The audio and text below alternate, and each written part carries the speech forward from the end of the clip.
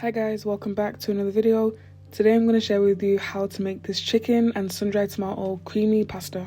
It honestly feels like I haven't made a pasta dish for like a while, so I was like, I have to make one. So these are the ingredients that I'm going to use to make the dish. It's literally 5 main ingredients: chicken, sun-dried tomatoes, double cream, onion, and some pasta. And also, just to let you guys know, I didn't end up using any onions in the dish. I actually forgot to add them, but the dish was just as good without them. So when making the dish, the first part is to season your chicken. I'm using chicken breast, but if you do prefer chicken thigh, then you can use that as well. So I kept the seasonings for the chicken really simple, and I also used my go-to herbs and spices. I ended up seasoning it with some Himalayan salt, some black pepper, chili flakes, and also some Cajun seasoning.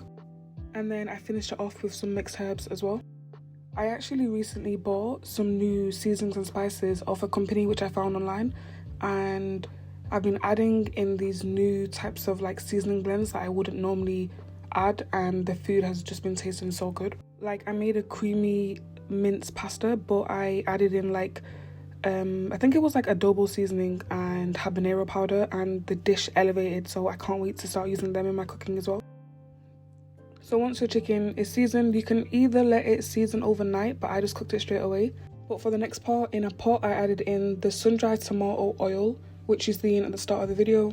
I followed it by adding in the chicken, which we literally just seasoned. So since I'm using chicken breast and I'm also using pieces which aren't like chunky, they're quite small pieces, they won't take long to cook. So first, once adding in the chicken, the heat is on high, as I want the chicken to have a really nice sear. And I'll cook it on the high heat for a good minute or two before adding a lid and allowing it to cook on a low heat. Allowing the chicken to cook on a low heat with a lid on allows it to become very, very soft. Because I've noticed in the past when I first started cooking, I didn't understand why the chicken wasn't soft, and adding on the lid really helps. So that's like a useful tip. So as soon as I add on the lid, I set a timer for 7 minutes on a low heat. That's how long it takes for the chicken to cook. If you do have, let's say, chicken tender pieces which are a bit longer, they might take longer to cook, so I'd say around 10. So once the chicken is out the way, I'd recommend that you boil your pasta. In my opinion, it's always good to get pasta out the way.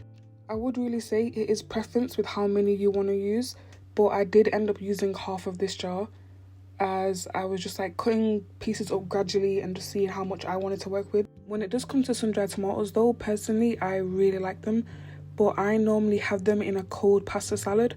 So adding them to a dish where they were going to be warm, I didn't really think it was going to go. Speaking of pasta salad though, I make an amazing feta cheese and sun-dried tomato pasta salad, which I need to share on my channel.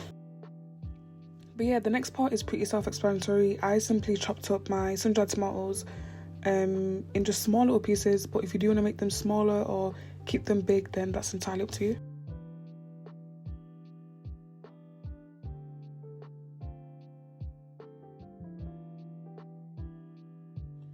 Now going back to our chicken, you'll notice that the chicken has released water. That is completely normal. It's what chicken does when it's been cooked. I have had a lot of you guys message me and say that you're really scared to cook with chicken and you never know if it's done. But if you do come to the point now where the chicken has released water, simply just take one out, cut it in half, and if you see that there's no pink and it's white, then your chicken is done. I used to personally be really scared of cooking chicken as well, because I used to overcook it, where it used to become a bit hard. But as soon as you start setting timers for your meats, then it's more of like you have more, I can't even think of the word, but I'm sure you know what I mean. So as you can see here, as soon as the chicken was cooked, I turned the heat to high, and I actually started breaking up the pieces so they're in a lot more smaller pieces, as I didn't want there to be big chunks in the pasta. Once the chicken is cooked, I simply removed it from the pan. And now for the next part, this is the part where I would have added in the onions, but I just completely forgot about them, so I added in the sun-dried tomatoes instead. And I ended up cooking them on a medium heat for literally around a minute or two, like no longer than that. And then after the 2 minutes of cooking them, I followed it by adding in the double cream. I am thinking of it now, the double cream definitely is optional. If you just want to have, a plain sun-dried tomato and chicken pasta, then the cream isn't needed. Also, at the point of adding in the cream, make sure that your heat is low, as you don't want it to start bubbling. I definitely wanted to have a really nice flavour in the sauce, so I added in some Cajun seasoning, which is actually my favourite with pasta, and I followed it by adding a little bit more Himalayan salt.